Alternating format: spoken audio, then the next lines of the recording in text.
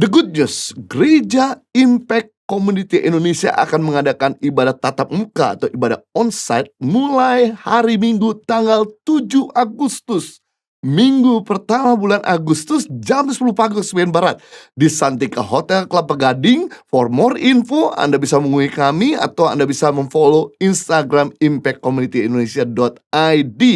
Dan pastikan Anda datang sebelumnya karena tempat terbatas, dan pasti saya percaya kita akan betul-betul mengalami lawatan Tuhan secara langsung, dan juga kami bisa berjumpa dengan saudara. Kami nantikan kehadiran saudara.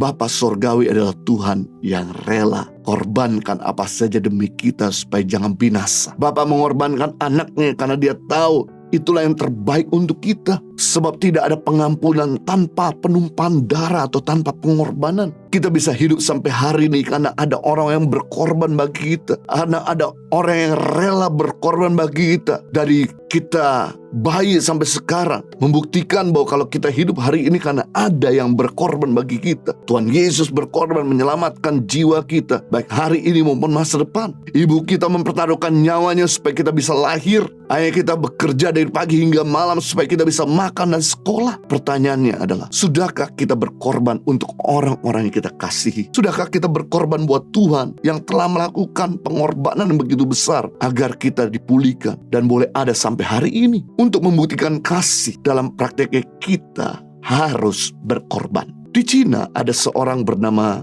Xia Jun yang mempunyai anak bernama Guo Guo yang berusia 2 tahun divonis oleh dokter mengalami leukemia mieloid akut. Parahnya lagi, dokter memvonis anak Jun hanya bertahan sekitar 2,5 tahun lagi, yang berarti usia anak itu hanya mencapai 4-5 tahun saja. Mendapat kenyataan pahit ini sebagai seorang ayah yang mencintai anaknya dengan keterbatasan dana, lantas Jun rela melakukan apa saja agar penyakit anaknya boleh dapat kesembuhan atau pengobatan, dan dirinya bisa segera pulang membawa sang buah hati dan bermain dengan anak itu. Siang Jun akhirnya memutuskan untuk berdiri di depan stasiun berbekal kardus di peti foto sang anak dan surat diagnosa dari putranya. Dan tak lupa ia mengenakan sebuah kaos putih yang bertuliskan karung tinju manusia 10 yuan atau 20.000 rupiah satu pukulan. Artinya Siang Jun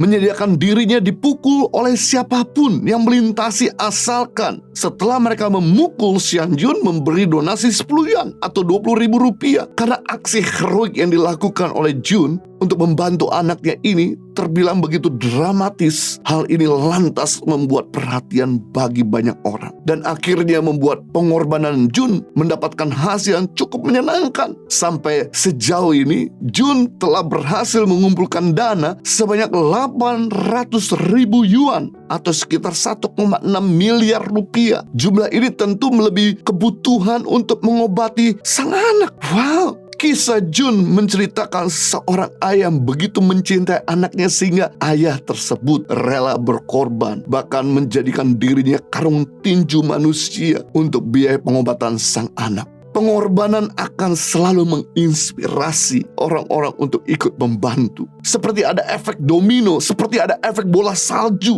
yang menularkan kepada yang lain, menginspirasi yang lain. Pengorbanan memang sakit, tapi hasil yang kita terima jauh lebih berharga daripada rasa sakit yang kita terima. Dan orang yang menerima pengorbanan kita akan membuat dia melihat Tuhan dalam hidup kita, memotivasi mereka untuk melakukan hal yang sama kepada orang lain. Jadi pengertian tindakan rela berkorban, rela menyampingkan kenyamanan diri sendiri.